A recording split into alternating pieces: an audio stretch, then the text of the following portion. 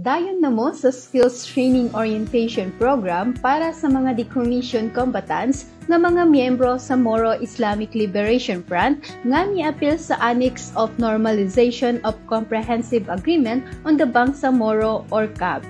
Ang technical vocational nga edukasyon ug pagbansay kay usa sa mga sangkap sa pag-uswag sa kapasidad kauban ang uban pang socio-economic nga suporta.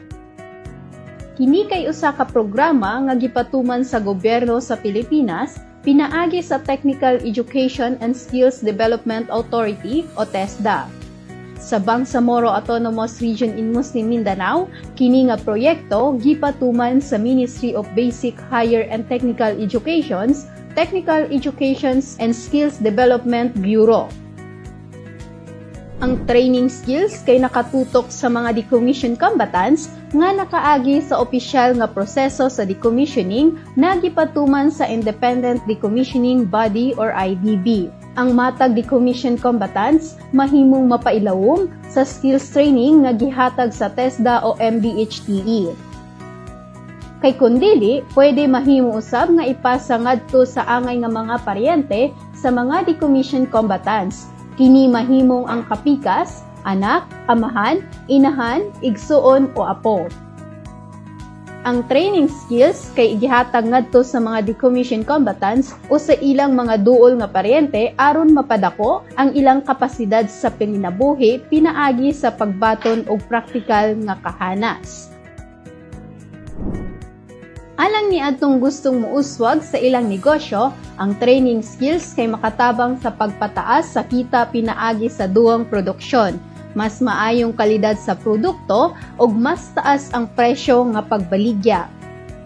Alang ni adtong gustong muuswag nga dili patas ang kita tungod sa pagbago sa panahon sa negosyo, ang pagtuon sa bag-ong mga skills kay makatabang sa pagkuha og laing-laing mga kita. Para sa mga nangita og trabaho, ang pagtuon og skills nga naay national certification maoy usa sa mga option para ma-recruit ug makakuha og sweldo nga makahatag og solidong kita.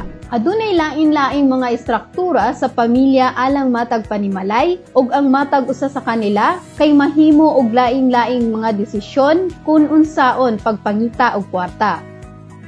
Pananglitan, kung ang pamilya naglangkob lamang sa bana og asawa, silang duha mahimong mangitag panginabuhi. Alang sa nag-inusarang ginikanan, sa usa ka pamilya, ang negosyo sa balay mahimong ipatindog. Ang usa ka pamilya nga adunay tigulang nga mga ginikanan ug gagmay nga mga bata, ang padre de pamilya kay mahimong mao ang tig panginabuhi. Karon, makahuna-huna na ka sa pinakamaayong nga kapilian alang sa imong pamilya. Like, share, and subscribe for more contents on technical vocational education and training.